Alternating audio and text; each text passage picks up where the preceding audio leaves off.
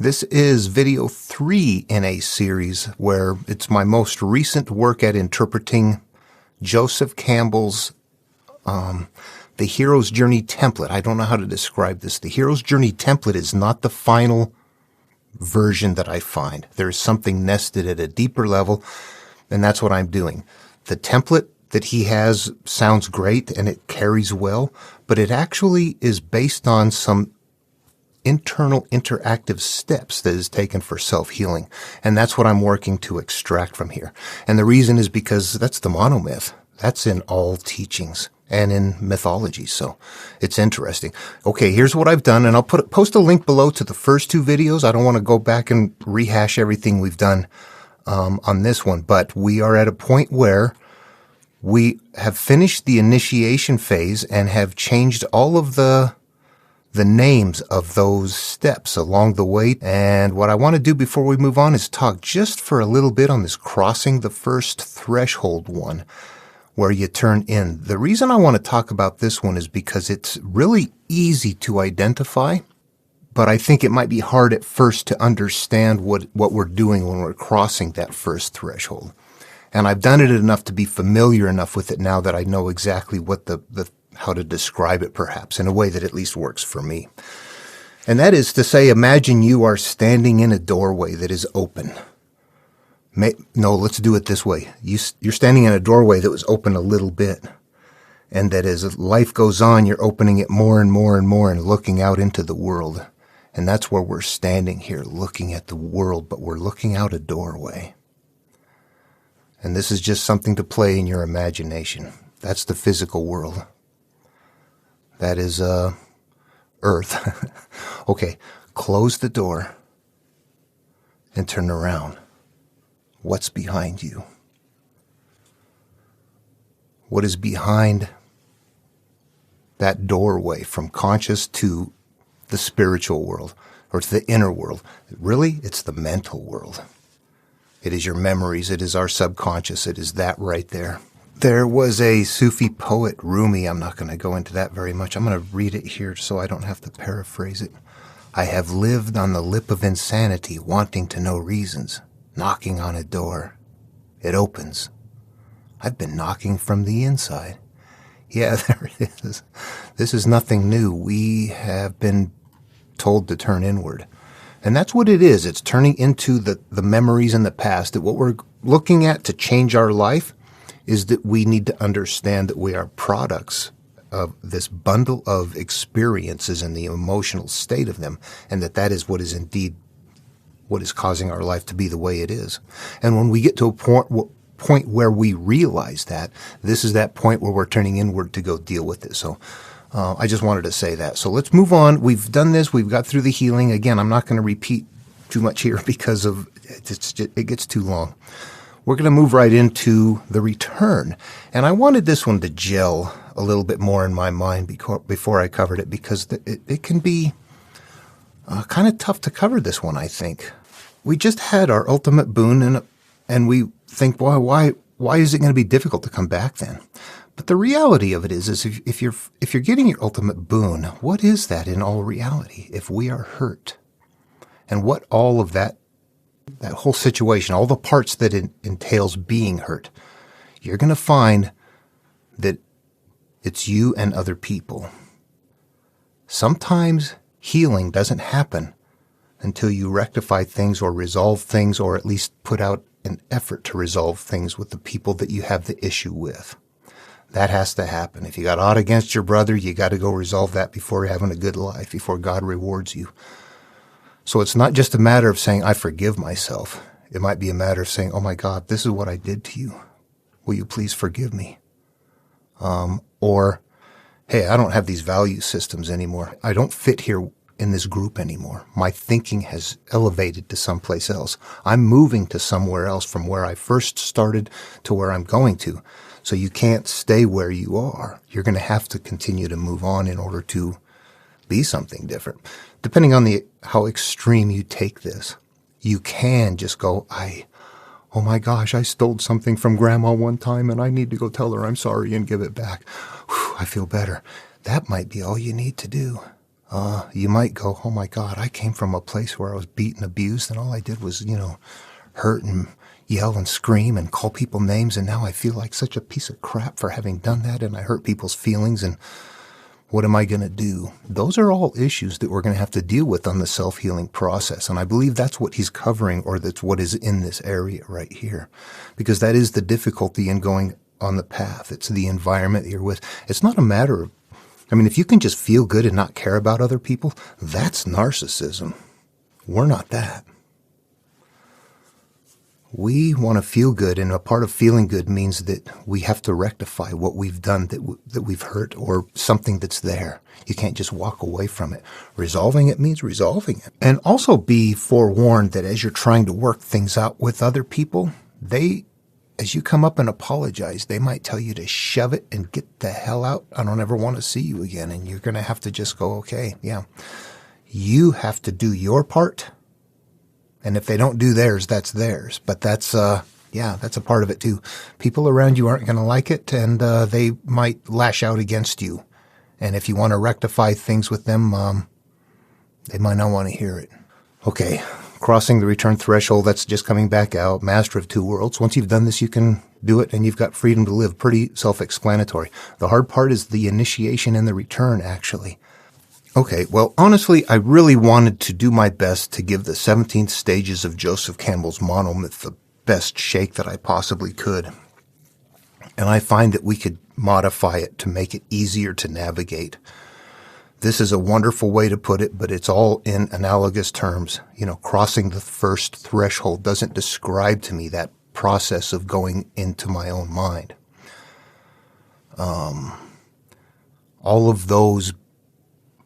There's an interactive process in these stories that is nested in there in the most wonderful of ways. And Joseph Campbell's monomyth is actually, think of this for a second. Think of reading myth, and maybe you read a story and find it Greek myth, and this happens a couple of times. There's somebody getting punished that gets their liver eaten out, and it grows back, and it gets eaten out again, and it's painful each time. It's a punishment.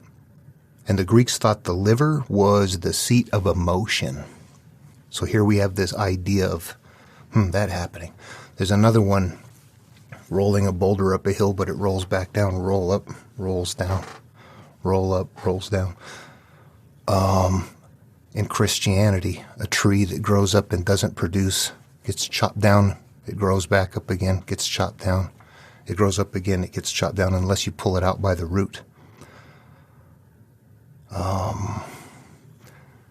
These are all different sounding, but conceptually they're the same thing. When you look back and say it's not really what's happening, it's holding an idea of a mental process that's happening, then you begin to realize it's showing something that's cyclically happening over and over again, that is a punishment or something that isn't producing good for you or something in that way. That's what he's spotting as he's going through and putting these out. It's like, so you can see what's going on. It's like, what is that? What is this repetitive thing going on that appears in every story in the same, right after this happens, then this happens, then this happens. And in all those stories, they're seeing that, but you can see how obscure it is to see. They don't sound the same. You have to look at that a lot before you realize, okay, it's not about the story, it's about a concept. And then once you realize it's a mental concept, you begin realizing that they're all holding it and that they decode in that way. And it only goes into the 5 parts of the mind, so suddenly everything else strips away and it becomes incredibly consistent. This is incredibly important, this monomyth template, but to me, it isn't final. In fact, when we look through the stories, where we see this repetitive thing happening is before the journey begins.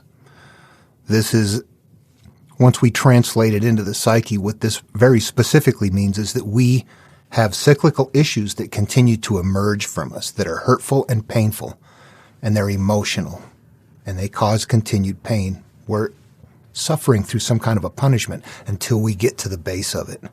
Then we translate these analogous terms into something that is personally interactive. if I were to nutshell this, and my wife would say, please do so, you can see what I'm doing is trying to extract this process from the material. So I tend to go there, and people that aren't there and haven't networked their heads there are like, what the hell is he talking about? And yeah, she's like, just nutshell it. So here's what they're saying. Not very many people are going to do it, and they're only looking for the truth. And I believe that that's personality-based. I've always been the kind of person that, I believe people when they're telling me things, but when it comes to like supernatural, spiritual, religious, that sort of thing, and people are telling you this is what it's like, and here's what it is, and here's how it works, always, my head even as a kid would be like, why should I believe that? How do they know that? How come they can't show that to me? I had to know. I had to be able to see it. I wouldn't believe things just because somebody told me in that world. If somebody said the road is closed up ahead because there's been an accident, I'll believe that. That's not what I mean. It's when people start telling you, your afterlife this and your spirit this and that, and you must do this, and you're like, what? How do you? And I look at your life and I don't see the reason for it. Okay, so I think that's a personality sort of a thing. And we don't start off the supernatural. Boy, that's just it's always a struggle. But here's the deal: if you have a supernatural belief and you're going on this path, you're wrong. You already have the answer. Now you must seek everything that fits your answer. You won't find this. You have to start going, I don't know what there is, but there's something. I'm going to look through everything possible and be open to it and look. And then you start seeing what everybody shares instead of what everybody divides with. You stop listening to them and you see something in their material they don't see. You see that they're the carriers of their material and that we're the ones that are supposed to find that template inside.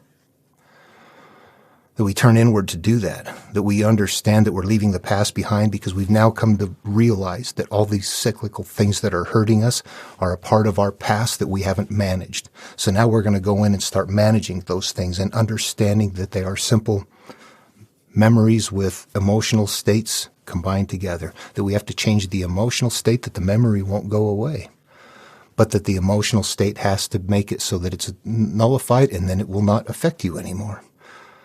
That entails working with other people in our own personal lives, whatever the issues we have with, you're going to find it's with somebody. And I just said that, and it's not implicitly true. That is a very significant. When we have issues with somebody, we have to work it out that way. There can also be issues, though, where we just, for whatever reason, we perceive somehow in life because of something that we hang on to, that we cling to, that we want, that we desire, that we are somehow not good enough, not worthy, not something like that. We can have feelings that we've brought on ourselves that didn't maybe come from somebody else, but they may have still originated from somehow an environment where you were, not nurtured properly. Maybe you weren't told you were stupid, but you were, somehow, it might have been something different. How we are is where we came from generally, but those continue to lead to other things. There's an emergence of life that continues to come from the origins. So we may pick up things later on in life that we found ways to grab those on our own without other people. In fact, I'll tell you something that is missing from this template that comes from antiquity, and that is creation stories. A creation story would precede this template. In fact, if you find a creation story, you will find this template starts right after it. The creation story starts off telling us that when you are first born, you could become anything and you become a product of what your life experiences are. We need to know that to help extract ourselves from it, that who and what we are is a bundle of what we maintain as memories and emotions. And that if we don't like what we are, we have to understand we're hanging on to the emotional state of those memories, or the way we feel about ourselves.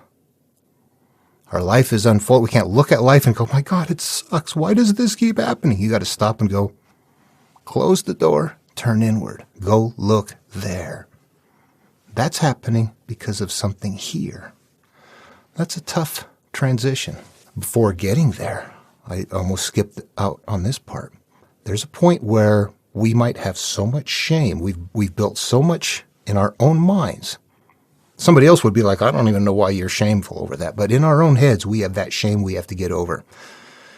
And In doing that, we use our higher being with our consciousness to look at the things that we don't want to look at. We need to start facing the things that we don't want to face in our own minds first, before anything else.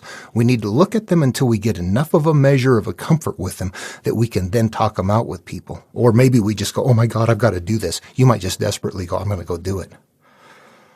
But at any rate, that's a barrier we have to be aware of, and that, there's things that we can do to make it so that we're going to overcome that barrier. If you don't overcome the barrier, it's not going to resolve what's there. It's just that simple. That's how one of the things for me that I find it's really good to understand the mechanics of it, because you realize it's not about that other person. It's about this. This is right here. My life is in operation based on what I'm holding up here, not based on what happened back there, but what I'm holding up here as a result of it. And if I want my life to be different, I can't change that, but I can change this. And that's the trick of it right there. Our life unfolds based on this, and we started off not in charge of what we got. Now we have to go back in and do house cleaning. Metaphorically, it's that simple, but it's difficult because it means going back and taking care of all the things that keep haunting you in your mind until they don't do it anymore. Finding the ways to resolve that, to let go and to be okay, and to make sure everybody else that you've hurt is okay as best you can. Then you prepare to change life, and that you focus on new things. If you were taught to be, stupid, worthless, lazy, ugly, and you can let that go, you need to move into something else, though. Don't just leave that a vacant void, And I don't mean to try to feel good about yourself. I mean to let it go to the point that it doesn't matter. And I want to reemphasize, I'm not just, like preaching or making something up. I'm looking for this structure and kind of reverse engineering what is in there by just playing it out in the psyche. And once you get into a certain point and think, okay, this mental structure here, this healing structure is the template they're using. They're flipping it outward and creating a story with analogs based on that healing process. So you take that and put it back inside your head, and then begin to strip off the analogs that they put on to put it back into its original form. That's what I'm doing. It's a mental play out until you go, okay, I got it. And I think that but then when you got it, it becomes something that is demonstrable. You can say, yeah, here's how it works. Look and see. And if somebody else does it and learns that same process of flipping it in and stripping off the analogs, I believe they would say, yeah, that's exactly what they're saying. Turn in, do this, rectify that, change the energy of that. Resolve the pain with the people you have pain with. Live a better life. Put it in something that keeps the population busy, though. There's millions of them out there that can't get along and need some kind of structure. You can give them stories. You can give them entire religions. Well, anyway, yeah, that's what is there. That's what's extracting from here. You can find it. It's discoverable. We can do this. All right, hope this video was fun, and I'm looking forward to moving on to something different. I've got a few series I've left unfinished. All right, love one another, and I'll see you in the next video.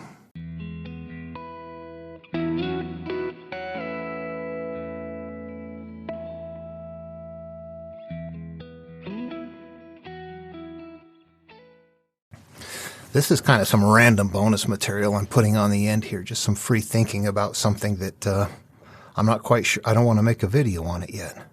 I just want to float it out there and practice talking about it. When these stories are made, they're made in such a manner that it fits with the culture. And let me describe something. First of all, in Greek mythology, if you're building a story into this template, you've got a hero. There's a hero in the story named whoever, Jason, Hercules, it goes on and on.